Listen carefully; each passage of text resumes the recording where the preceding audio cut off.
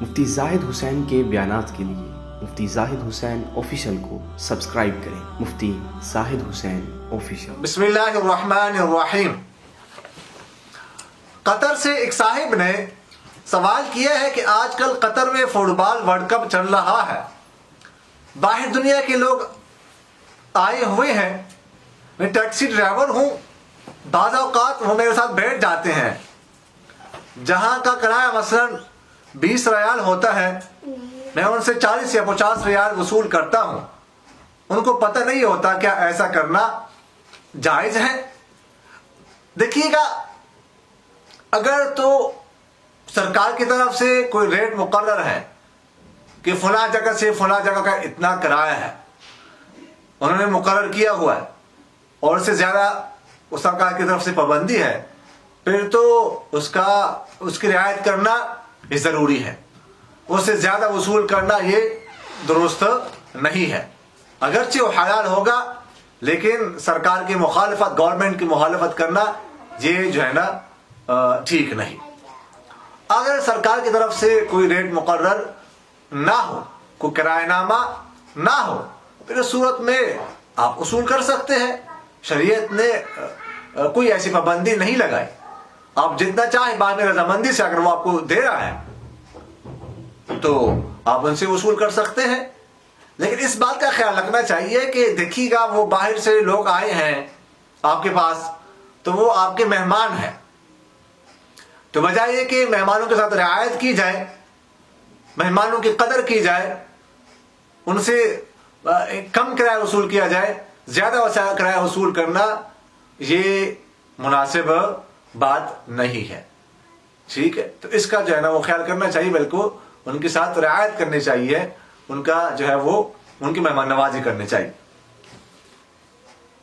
دراز زندہ سے مولانا احمد شیرانی صاحب نے پوچھا ہے کہ اسکول میں بعض طلباء نرمی نہیں سمجھتے, غیر حاضری کرتے ہیں, کہ ایسے طلباء پر مالی جرمانہ مقرر کرنا یا ان کو ڈنڈے وغیرہ سے سزا دینا شرعاً جائز ہے. دیکھیے گا, اگر تو کسی جگہ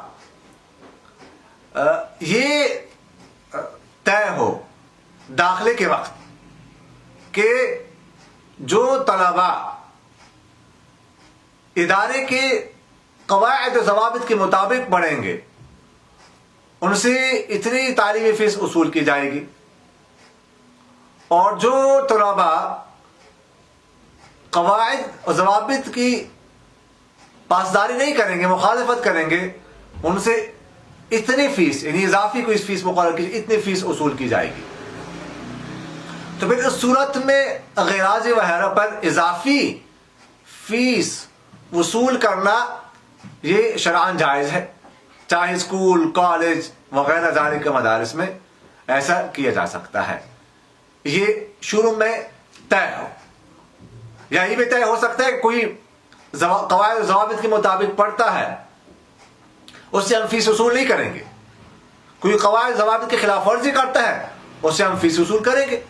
تو پھر اس صورت میں غیر حاضری پر جو ہے نا وہ اس طرح تعلیمی فی جو ہے نا وہ وصول کی جا سکتی ہے, لیکن اگر یہ طے ہو. اگر یہ طے نہ ہو تو ایسی صورت میں مالی جرمانہ جو ہے وہ جائز نہیں ہے.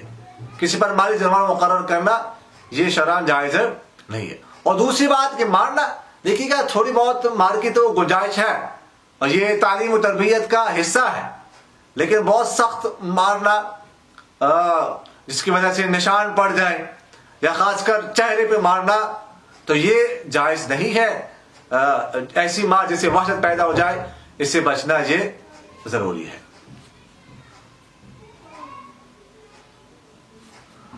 اقول قولی ھذا استغفر اللہ لی ولکم ولسائر المسلمین فاستغفروه انه هو الغفور الرحیم.